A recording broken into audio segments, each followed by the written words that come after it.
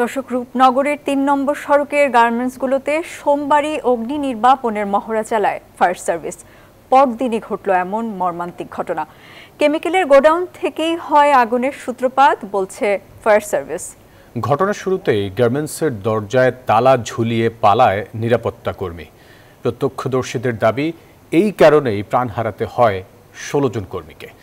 আর এই হতাহতের দায় থেকে বাঁচতে পলাতক কেমিক্যাল গোডাউনের মালিক শাহ আলম। বিস্তারিত জানাচ্ছেন নাইম আল জিকো।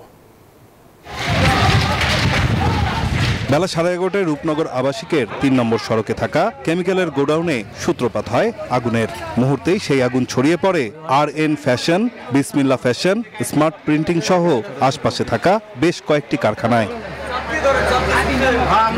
অগ্নিকাণ্ডের ভেতরে আটকে পড়া স্মার্ট প্রিন্টিং এর মালিক হান্নান তুলে ধরেন সেই ভয়াবহ দৃশ্যের কথা। বলেন, একের পর এক ঘটে বিস্ফোরণ। গেটের সামনে তখন সব আগুন জ্বলে। আমার যে মোটরসাইকেল ছিল, তারপর বাহিরে গাড়ি ছিল।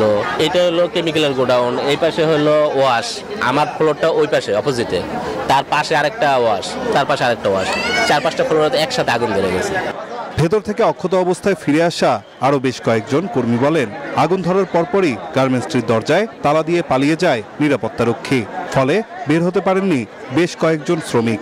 আগুনের সূত্রপাত হয় সেই কেমিক্যালের গোডাউন থেকে বলেও দাবি করেন তারা। আগুনের তাপে আমি আর ওখানে কুলোতে পারিনি, দেখো পড়ছি। জানি ওই কেমিক্যাল থেকে ড্রাম বাস্ট হয়ে আগুন লেগেছে। সিমেন্ট কারখানায় তালা মারা রাখছিল। পরে আমরা আর কিছু জানি নেই, ওই সাইডে তো ভিতরে যাওয়া যায় না। এদিকে তো এদিকে পড়ছি। লাস্টে মনে হয় আধা ঘন্টা পরে সেনাবাহিনী এসে ফায়ার সার্ভিসে এদিকে আর ভিতরে লোক যাইতে দেয় নাই। এই ঘটনায় কেমিক্যাল গোডাউনের মালিকের সাথে কথা বলতে তার বাসায় গিয়ে হাজির হয় নিউজ 24। তবে বাড়ির দারোয়ান জানায়, সকালে বের হলেও বাসায় আর ফেরেননি শাহ আলম। এখন তো কালকে রাত্রে আসছিল সকাল 9টার সময় বাড়িয়ে গেছে বাসা থেকে। এদিকে 13 অক্টোবর সোমবার ওই এলাকায় অগ্নি নির্বাপনের মহড়া চালিয়েছিল ফায়ার সার্ভিস। ওই দিন রূপনগরের 3 নম্বর সড়কের গার্মেন্টসগুলোতে অগ্নি নির্বাপন বিষয়ে প্রশিক্ষণ ভিডিও এটি। এর পরদিনই এমন মর্মান্তিক ঘটনায় হতবাক স্থানীয়রা।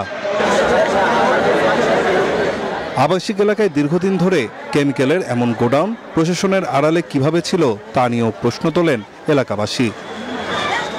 নাইম আল জিকো, নিউজ 24, ঢাকা।